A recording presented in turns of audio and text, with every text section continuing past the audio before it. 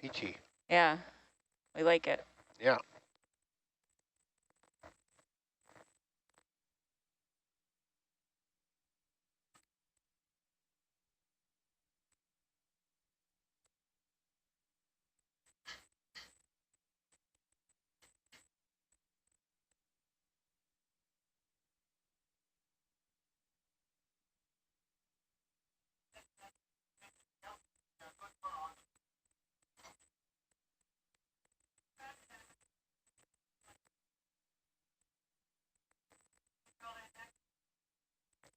Go ahead, Deck.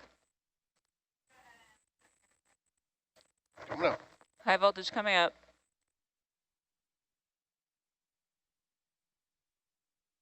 High voltage on.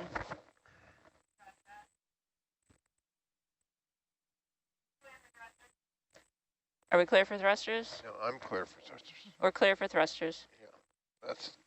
Is that the wrong thing to say? I'm working on it.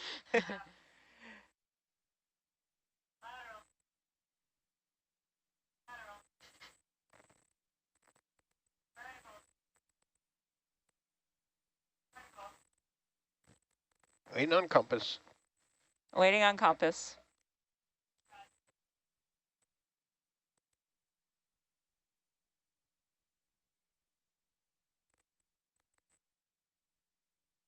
Stand by. Okay. Deck control. We do need to stand by for 1 moment.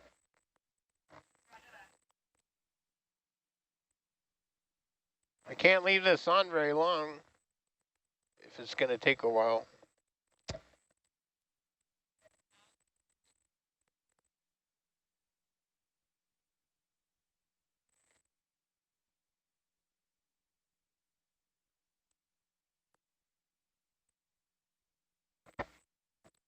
Control, we're just sorting out an issue, I believe, with video. Stand by.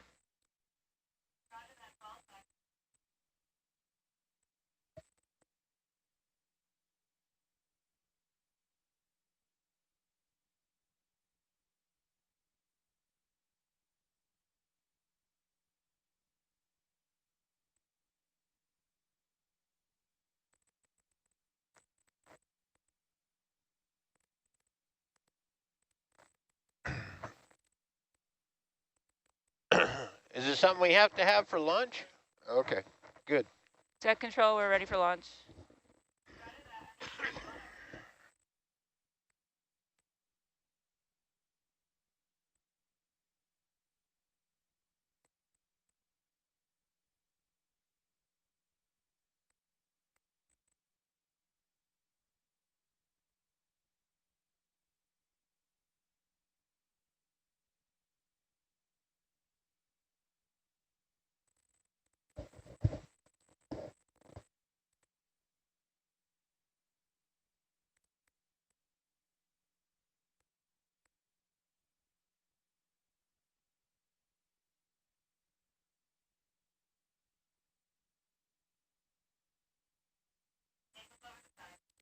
Roger.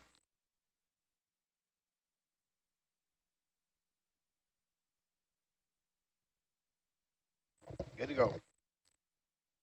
Deck control, we're good to go.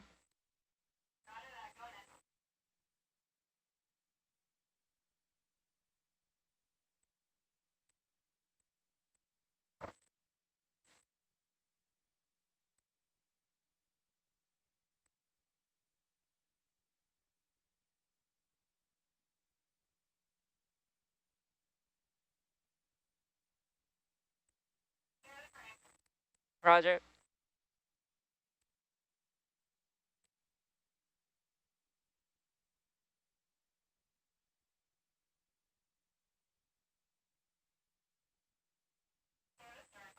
Roger.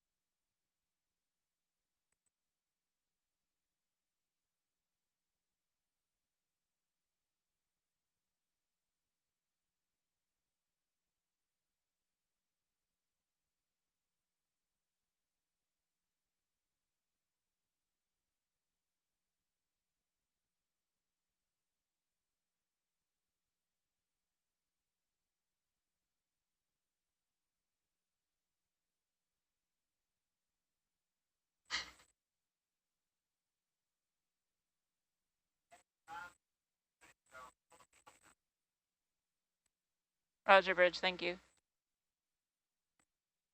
I love this launch procedure. I do too. I really do. I feel so much more relaxed.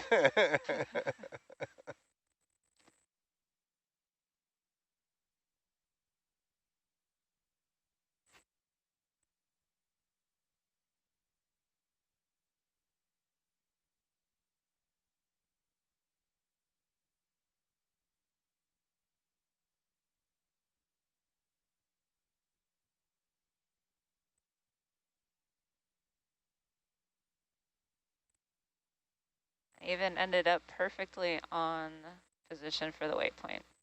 Cool. Perfect. We might go over a little bit, just give a little running room.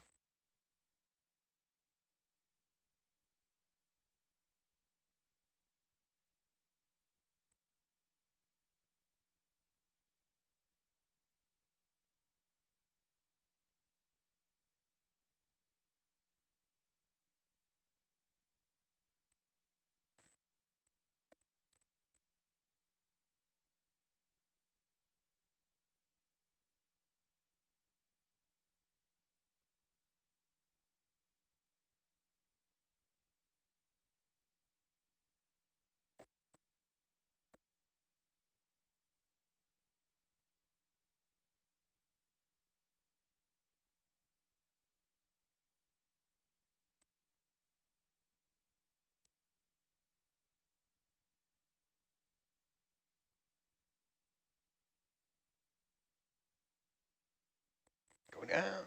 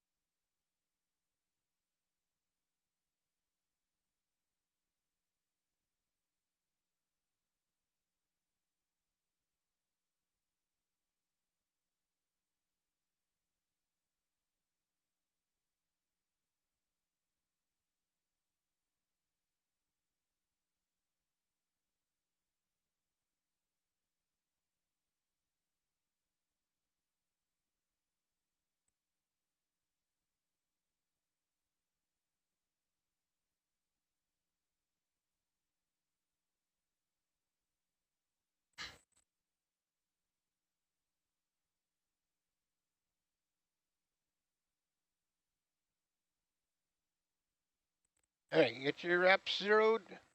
Zeroed. Got mine zeroed. I'm gonna switch to dive mode. Dive mode. Wait, what? What? On the cameras. Oh. Wait, what? Like on the GUI. I haven't seen that button.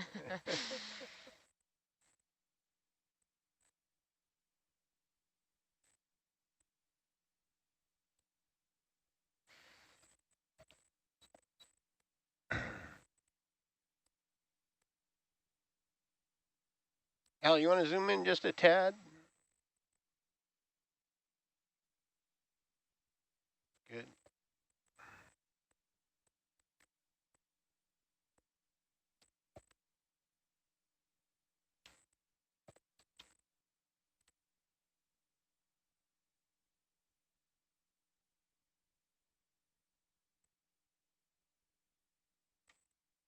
Bob, that zoom in was just to get past the glare on the edge of the bottle? Yeah. Okay. Still got some lens flare from the tube cores, but tis what it is. Yep.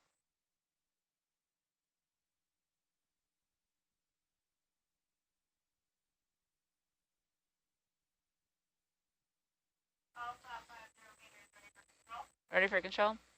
Roger that, ready for control. Oh, bumping. Bumped. Roger, thank you, Dick. Roger, thank you, bridge. You can go for the, what is our number? 27. Let's shoot for 27. All right.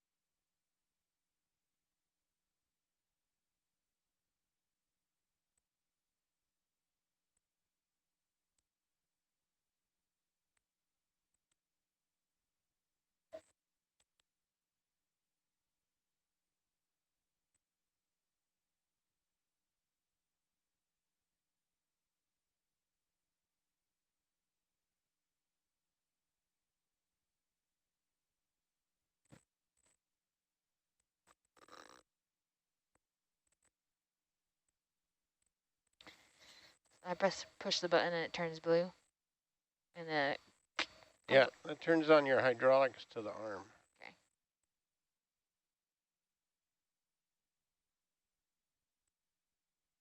Cool. Get it. Don't be up here. I was gonna start hugging it, but is that a weird?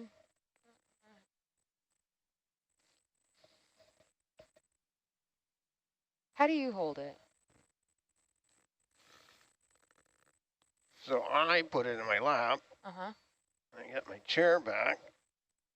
And I get my arm up out of the way. Then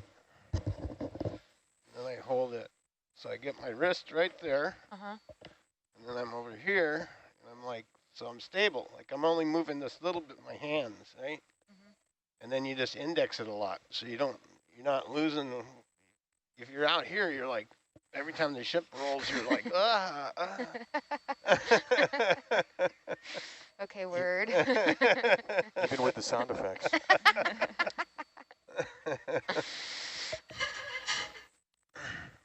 No.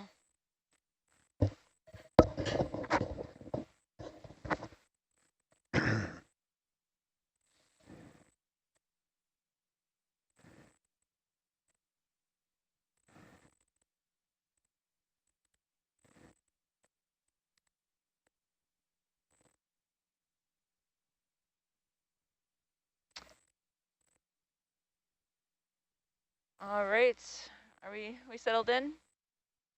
We're good? Yeah. So close the grip and freeze it. Back row, we're pretty much settled in up here. If you guys want to chat about the dive, upcoming dive. Remember, you can always look on there to see if it says grip lock. Grip locked. So you don't have to look at the lights, right? Okay. Should we go? Yeah, go ahead. Well, good morning, everybody, or afternoon, evening. We are back on the Patton Escarpment. It's being called Patton Ridge, actually, here. What you need? My volume down. Not sure how far offshore are we, Aaron? Good question. Keep talking and I'll figure that out. Okay. We've made one dive further north on this ridge, Site 4, but now we're back at our Site 5, further south. And we are, as on previous days, we are looking at the hard grounds, and in particular for substrates covered with iron manganese crusts or phosphorites.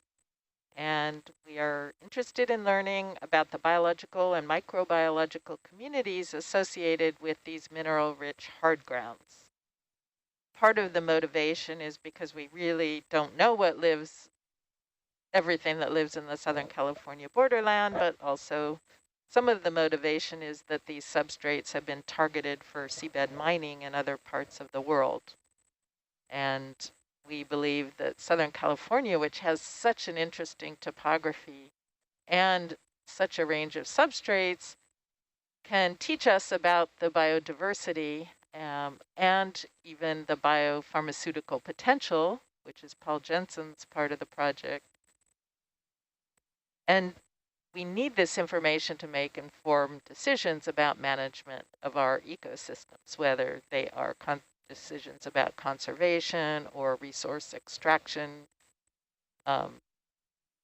So we continue to explore different high points, I would say ridges, banks, and seamounts, and escarpments in the area. This is our 5th dive, so we're just launching into the second half of our program. And today we hope to land on we're kind of mid escarpment at around 770 meters. If there are sediments there, which there might be because it's on a terrace, a flat part of the terrace, then we would be taking cores, climbing upslope, looking for phosphorites in this particular region, and sampling rocks and sampling the animals that live on those rocks to look at the associated microbes. The microbiological studies are actually going on in the sediments, the water, the rocks, the animals. And the Levin Lab is looking at the macrofauna, the smaller animals associated with the hard grounds, and the Rouse Lab is collecting for the Scripps vertebrate, benthic invertebrate collections and looking at the evolution and distribution of the invertebrates in this region. Okay. So that rubber flaps protect. Okay. Kira, do you want to add anything about the geology? Sure. Yeah, you covered the majority of the interesting things. Patton Ridge or the Patton Escarpment is interesting in that it's the furthest out feature of the continental shelf for California. This region is really geologically complicated because we have a triple junction of 3 different plates all coming together. We've got the continental North American plate and the Pacific Oceanic plate. To understand. Merging Just together practice. with another offshore plate. And so we get a lot of really interesting geology here. Yeah, and we're definitely hoping to find phosphorites today. We know that these... So be careful over there, because if you go too high, you can run into the light bar. Okay. Better to kind of keep the shoulder down. If you go shoulder all the way up and you're moving the elbow up here, you can hit stuff up in the light bar. Okay.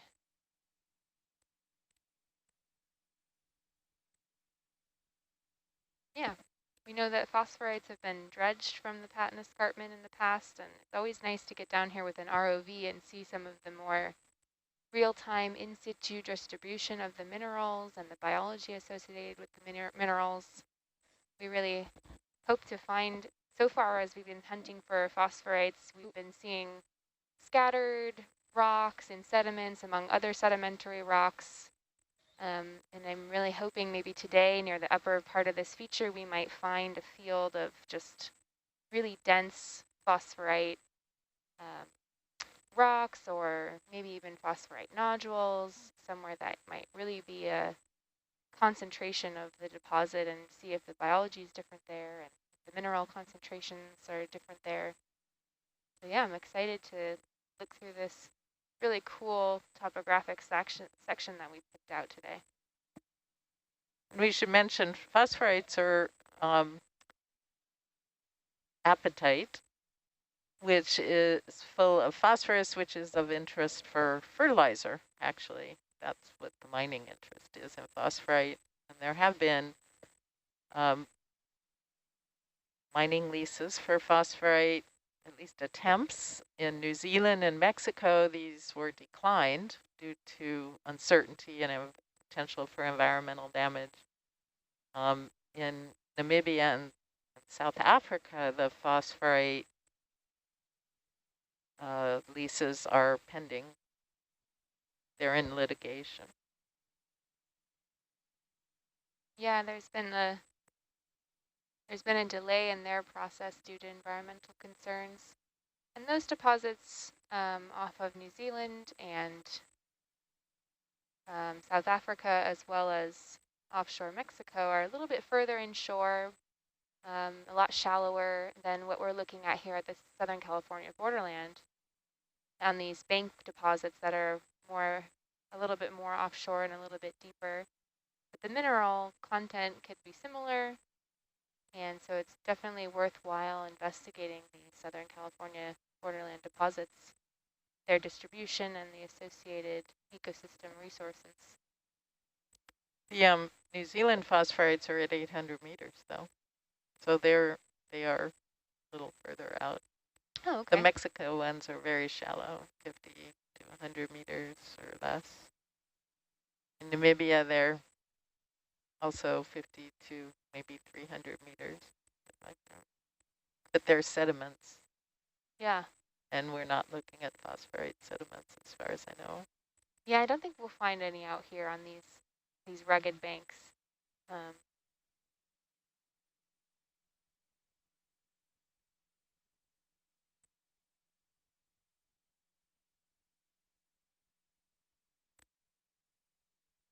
Maybe you could talk about your porch rock from yesterday, if anybody was watching that. Oh yeah, yesterday we pulled up a really big rock.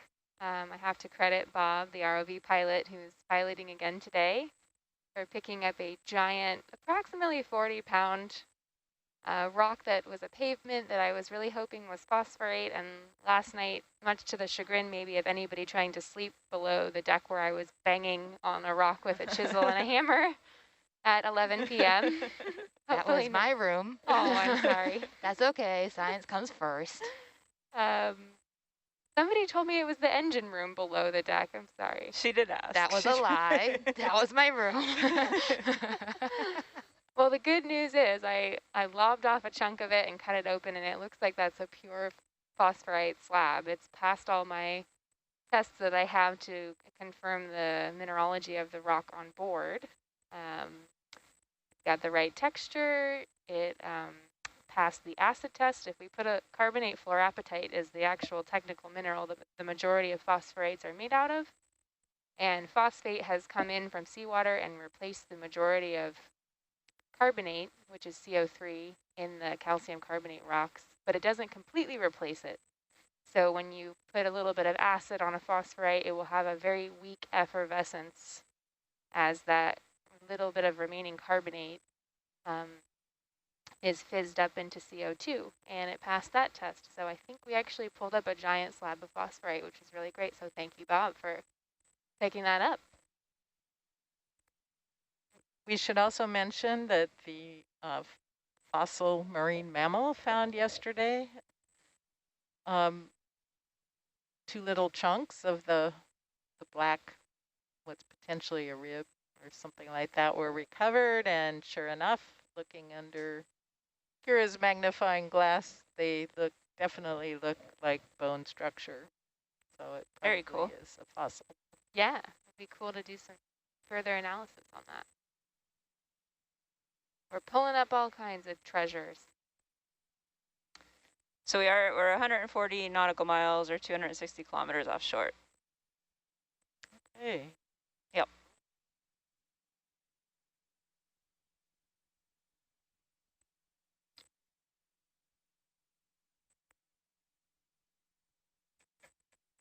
Yes.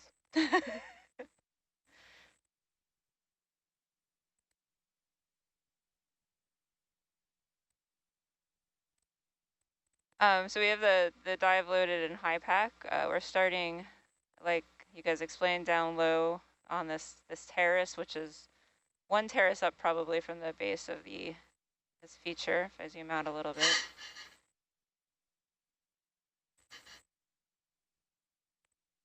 We're expecting 772. All right, so we're starting here up on this terrace as opposed to the very base of this feature. And the plan is to land there, which there might be some sediment there. And like you said, we're going up the slope to this ridge. This ridge is where we did an Argus engineering dive to check some repairs that we had to make earlier in the expedition. So when we hung Argus down, we did see some nice looking rocks from that observation. So that's where the Argus was when we did that engineering dive. So we'll kind of end up there on the ridge. So that's the bathymetry that's on. Red is shallow, green is deep. If we go to the slope, turn off the bathy. Slope, as usual, the reds are steeper slope and the blue is the lowest, but it looks quite crazy, but the highest slopes here are just over 20 degrees, so it's not that slopey. So you always have to take this with a grain of salt, it's relative slope. And then we had backscatter. And backscatter showing up mostly white, which indicates higher intensity returns or hard grounds, but we're landing in a slightly grayer area, so I'm assuming we're hoping for sediment cores. Yeah, Lindsay thought that gray area was an artifact based on that crosses all the way based on the zoom out that you're showing. Yep. You can see this line going across there, but might not be real. But there was the potential of a fault line running through. That shows up a bit. Running through the like along this bank. Yes, that line. See that? Which could be interesting. Such a great change once you get over there. Yep. It was interesting that we didn't see much visual evidence of that potential fault yesterday. Thought we might have really seen something. But as we passed over it, I didn't notice any change in the geology. Well, we did. We went from like that sediment stream right into broken rocks, but I don't know what that means. That's true. Yeah.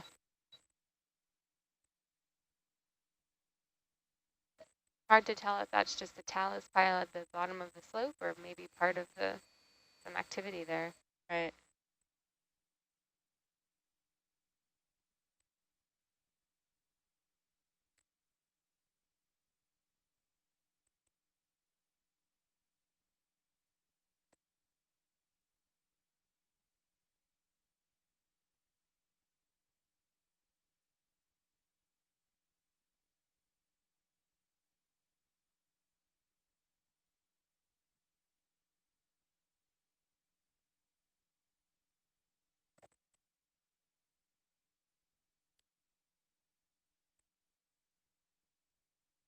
So when we get to the bottom, are we evaluating for cores, and if it looks promising, firing a Niskin before we land? Is that the story? Yeah.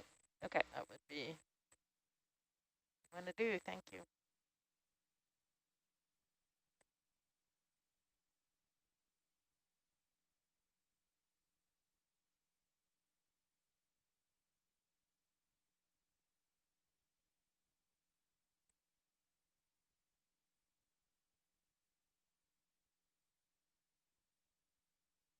Do you guys have any biology surprises in the sampling yesterday?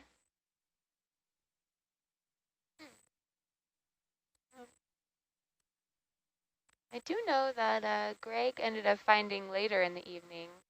He stays up late identifying a lot of the species and taking really nice pictures under the microscope. He did find the kind of worm that Kyla is going to be working on during her master's and got a really nice photo of it. What is it? Is maybe the serpulid? Maybe they can chime in and tell me what it was. If they're in the... Is that what we tried to get with the suction from the rock? I don't think so. This is pretty tiny. Okay. Something Were they Dorvaleates or? I was hoping that Greg Maybe would they're on. tell me. Did you see it? I saw a picture of a spaghetti worm. It was Terabellids? It was a red one, and yeah, right at the head it had a bunch of tentacles. Yeah, that would be a terabellid. Yeah. Yeah. You bring your mic a little closer. It's hard to hear you. Okay. Thank you. But we did find, a lot of these really cute little brittle stars with tiny, tiny arms that are flattened against most of the rocks that we collected. And to me, they always seem like the dominant animal, but I've never really seen a brittle star where the arm is about 1/10 the length of the disc. Oh, it's so tiny. And they're so well camouflaged that they're almost impossible to see, although Devin's clearly get the Finder's Award. He's been finding I've most clocked of them. Yeah, they can't hide from me. It definitely helps with the headlamp, though, because you can kind of see their sheen on the rock. So that's kind of the trick I've been using. Yeah, you're good. They're pale little things. They're not orange. They're just sort of yellowish, but they seem to really like the rocks that we're studying. Yeah. They're all over. And I don't know how they feed, because without the much in the way of arms, I wouldn't know how they move around. Yeah, they seem to be kind of just So stuck. maybe they're filter feeders or something. It's very therapeutic just to sit there and pluck them off. It's like a Where's Waldo of starfish. It's like the biology equivalent of processing multibeam data, probably. Yeah. Yeah. Oh, sounds like bubble wrap to me. Yeah.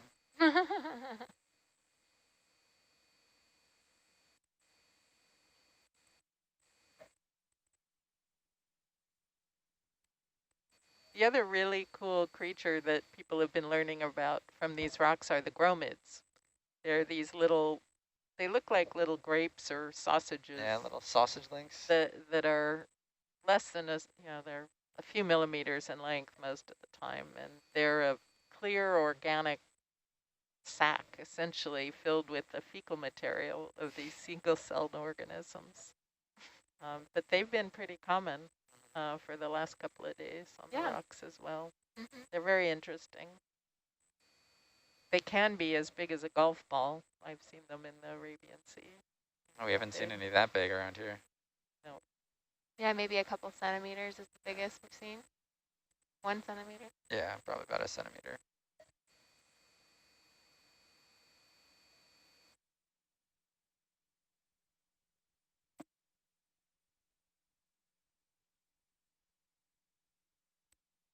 There are a lot of solace on that last dive, too.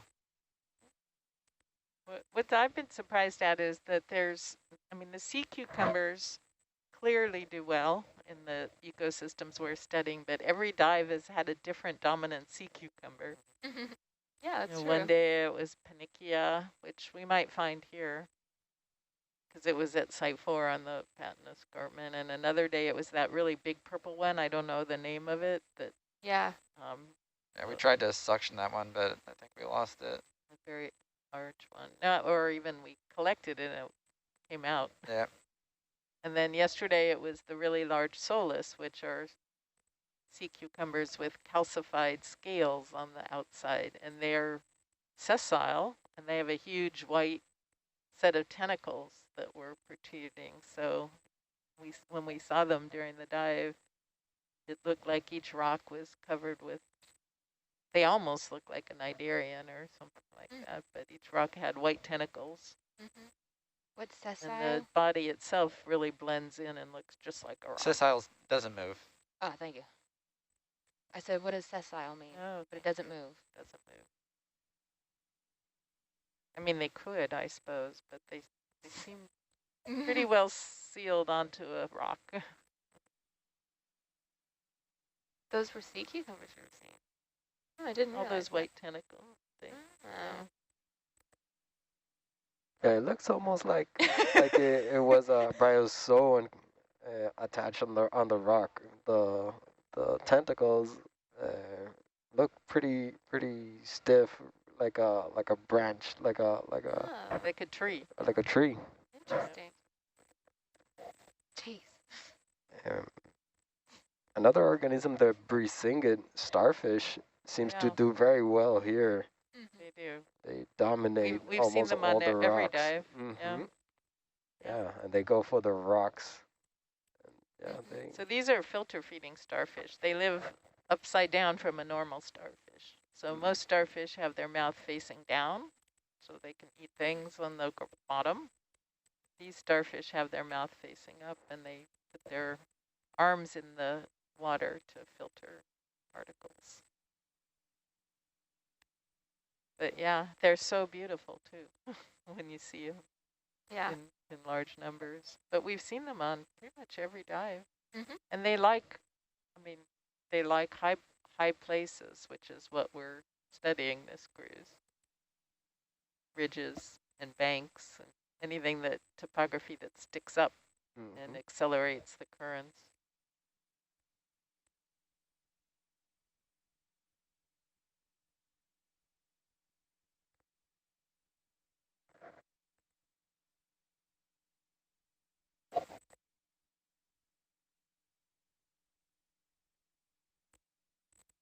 Today's Monday. Yeah, I think I have my BO midterm today.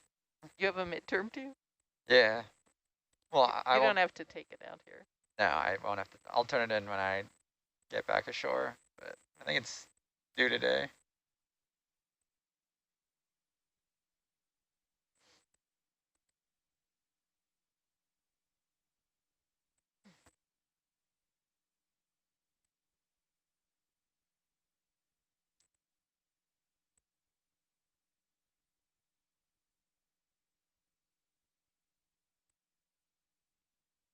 I should also say, Bob, yesterday those sediments you cored were really sandy. It's amazing you were able to get cores of them. Huh. All the way through they were sandy, or Yeah. just on the top? All the way through. Because it seemed like it went down really easy until like the last bit, and then it was pretty hard. Yeah, I mean, usually sand is difficult to core, so. Yeah, that was real tough to core. We did get a couple short ones though. All the cores were fine and got used. Huh.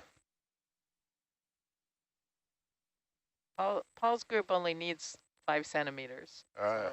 So if you get a 7 or 8 centimeter core, he's fine with that. But we need more, a little deeper. Do you know how they process theirs different than we do? Like, why do they only need 7? I don't know. They're only studying the microbes in the top 5 centimeters, but you can ask them why.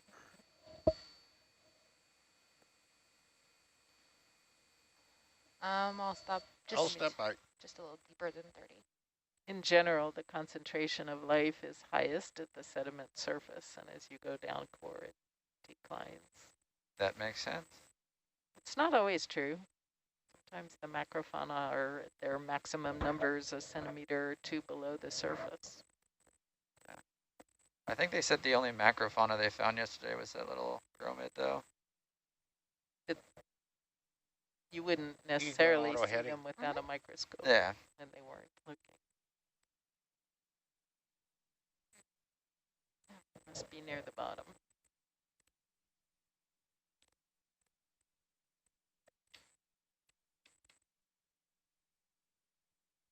Is that a pyrosome? It's floating by. Jelly.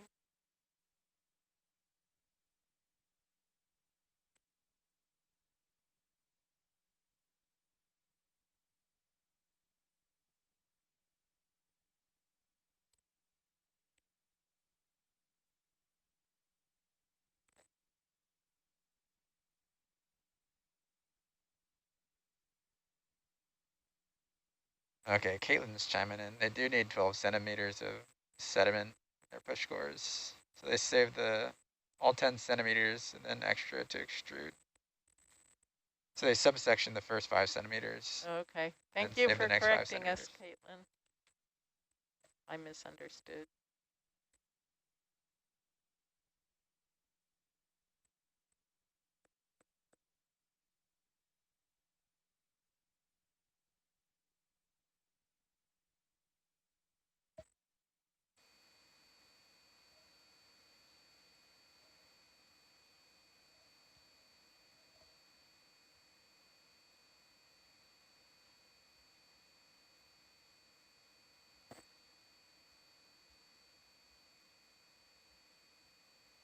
So the oxygen's pretty low here. Our launch target is right in the core or center of the oxygen minimum zone.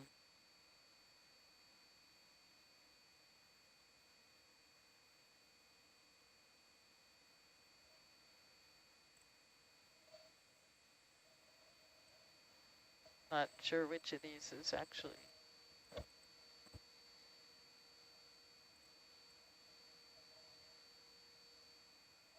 Yeah, I generally have been reading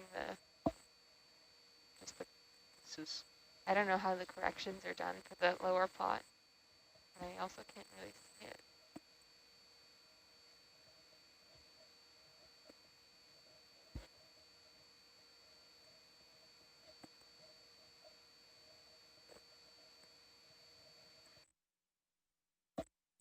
It's funny, we did winklers when we were on the Nautilus last and found that they were Okay, Kai, let's Come down? start coming down. high, a little high, and the Okay. correction was 0.8 something, and I think they're still using the same correction, 0.813.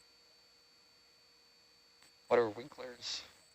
Winklers are a titration method of determining how much oxygen is in the water. Oh, wow.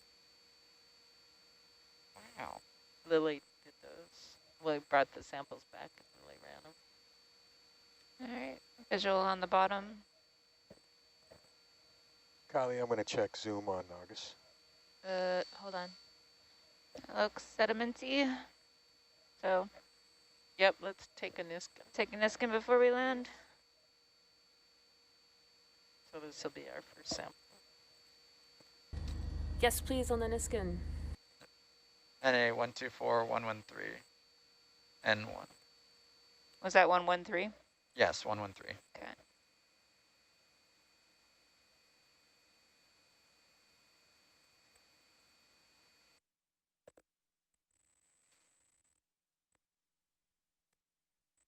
Okay, go for video zoom on Argus. No, actually, I wasn't going to push in. I just made sure it was all the way out. Oh, They need to cool. Because it looked kind of close for, white balance. at the time, 20 meters. Stuff. Okay. But if you'd like me to zoom in, I'll be happy to. No, I'm cool. We're cool.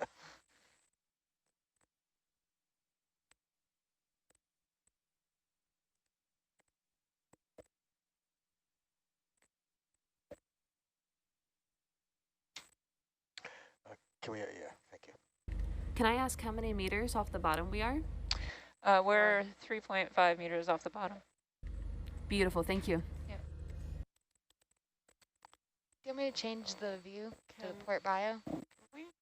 Yep. You know how to put that over here. Nothing happened. Okay. Are you ready? Watching? Watching. Popped. Yahtzee. Number 1.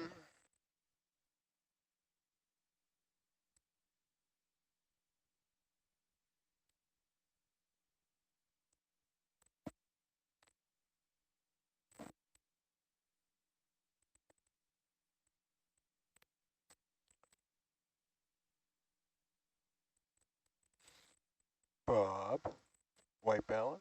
Yep. Oh, I put it away and then. I've never seen you forget that. What, the white balance? Yeah. I was going to get to it in just a second, but I shouldn't have put the arm away.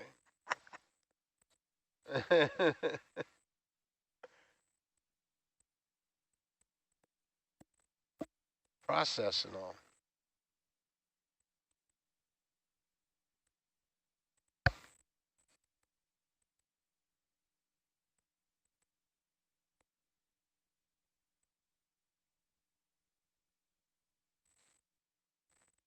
Which window Right. did he put up for you yesterday?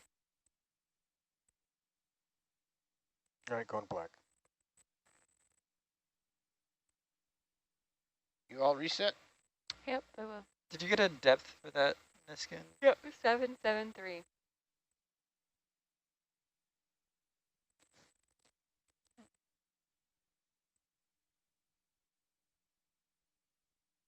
Yep.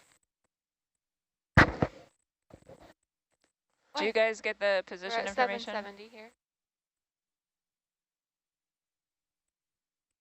Thank you, Bob. Kylie, I'm going to black yours too. So I'm just going to go black for a second. Okay.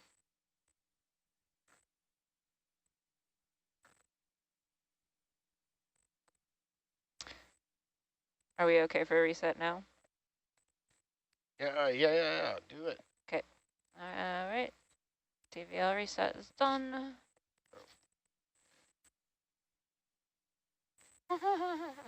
Now, can you bring up the iris a bit? I think you just... My delta? Porch off.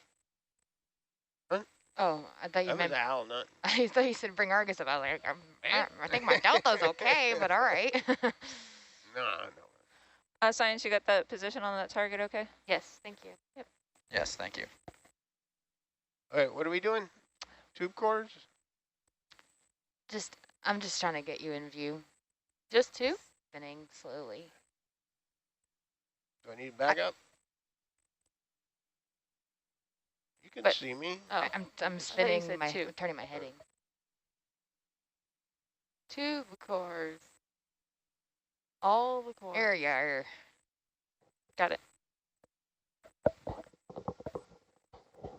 We'd like to do 8 of them. Okay.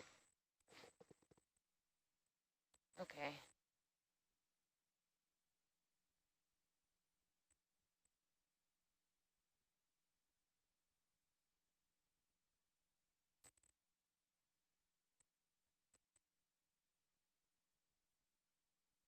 And then once you're done, can you help us switch the views over there so that the targets are, the lat longs are closer to Lisa? Thank you.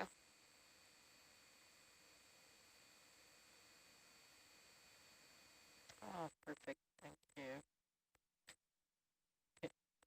Great. Is that okay with you guys? Yeah.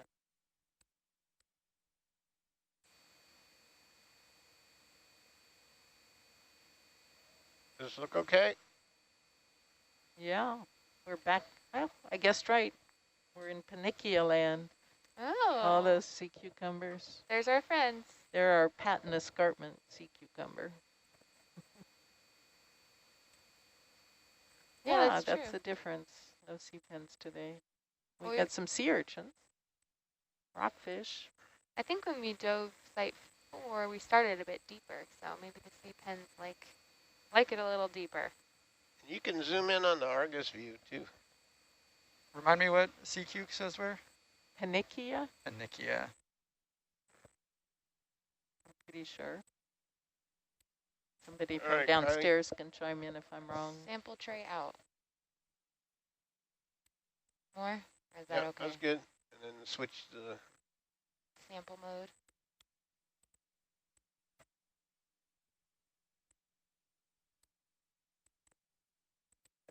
Can I have the other starboard biocam?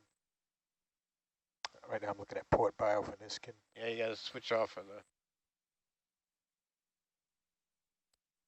Thank you. No problem.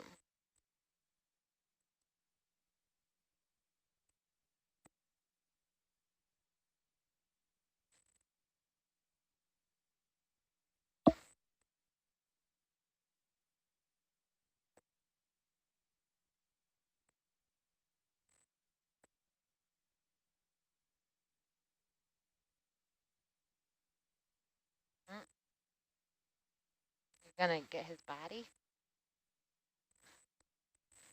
The what? It looked like you were gonna Can you zoom in out? core the guy. I'm not going to core the guy. That'd be gross. That would be.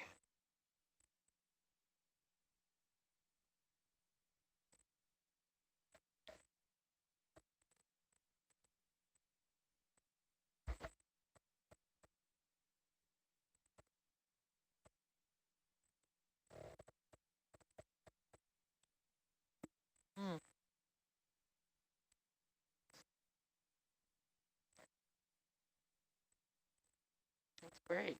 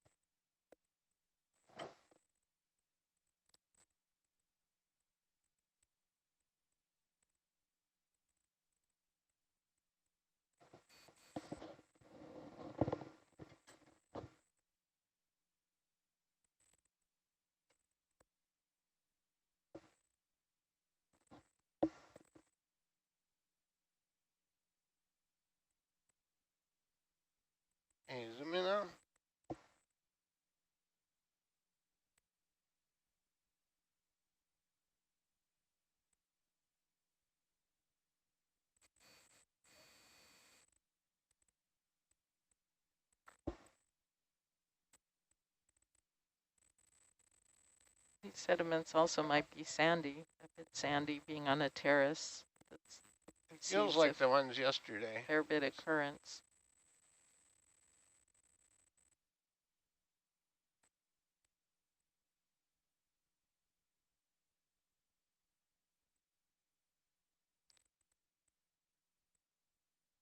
How long are the tubes? I think 25 or 30 centimeters. Okay, so 12 centimeters isn't a big deal. It's about half of it. There's always a little attrition at the bottom when you're switching between the plug and the extruder. Yeah.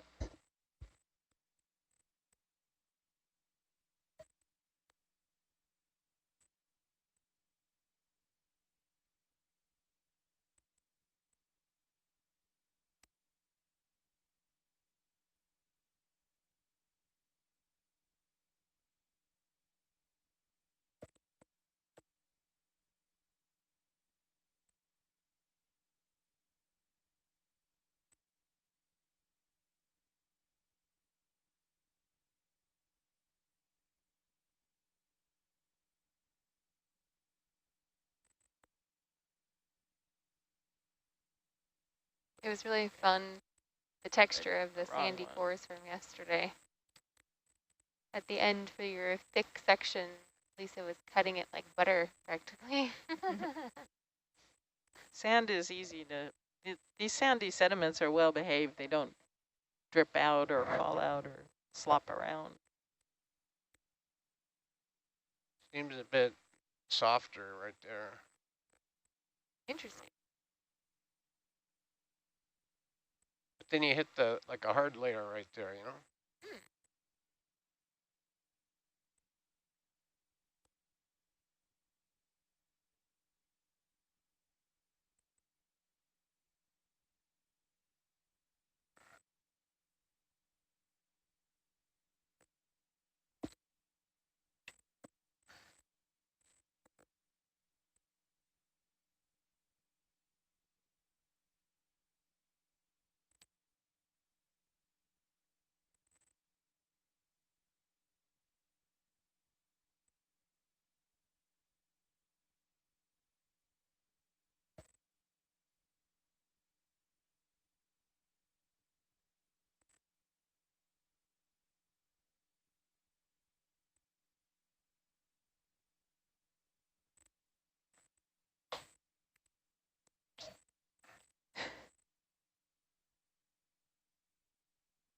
Don't worry.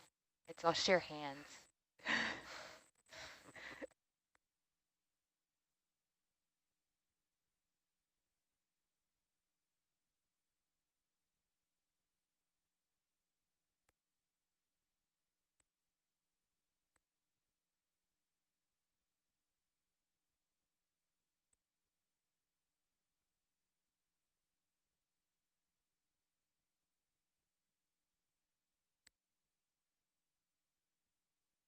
I always feel like I should have more to say during the coring, but I find it so Relaxing. entrancing. It's like just staring at the push.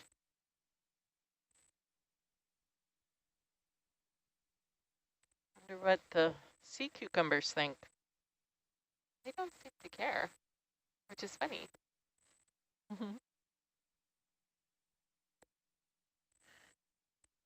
Do we know, do sea cucumbers move more by sensing currents or chemical signatures, or do they have eyes? Do they have any kind of visual ability? Not that I know of. I think they're all about food. They maybe can sense Same. food. So they just sense it and move towards These it? are probably deposit feeders, so I don't know if they can distinguish good deposits from bad deposits. If you get lucky. I tend to always just eat whatever food is near me too. I hear that. So they aren't necessarily noticing the light.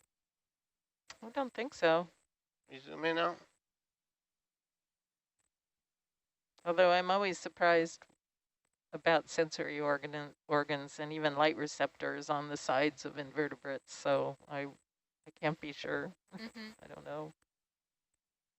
Invertebrates have light sensitive cells in weird parts of their bodies sometimes. Uh-oh.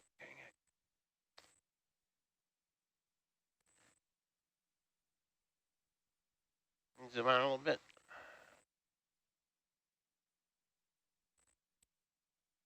Zoom in. Is that a little sea snail on the right? It'll be fine.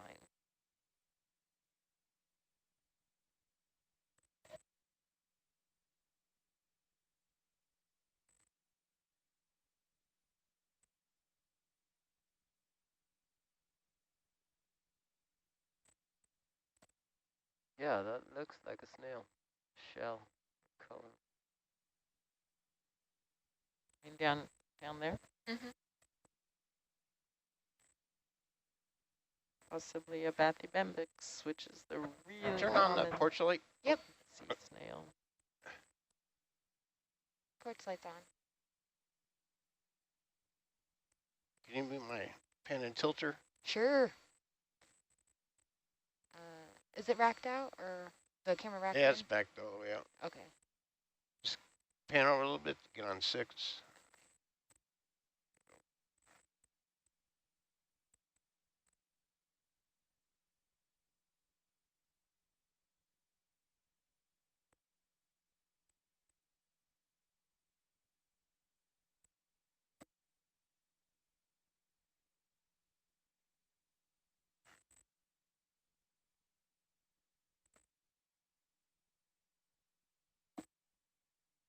Pan over a little.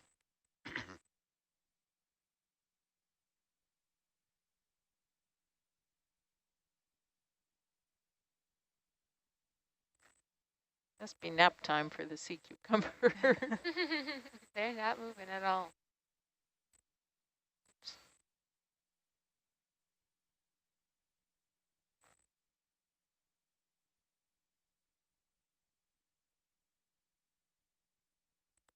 I wonder if they're chemically defended. Like, they just lie out there.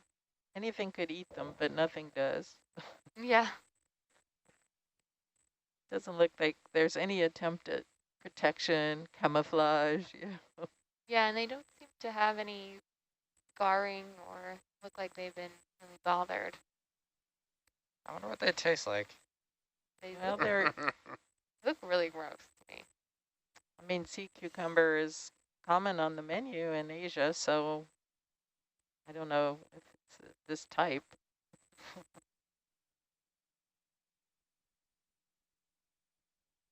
There's definitely a fisheries evolved for them all over the place now. Interesting.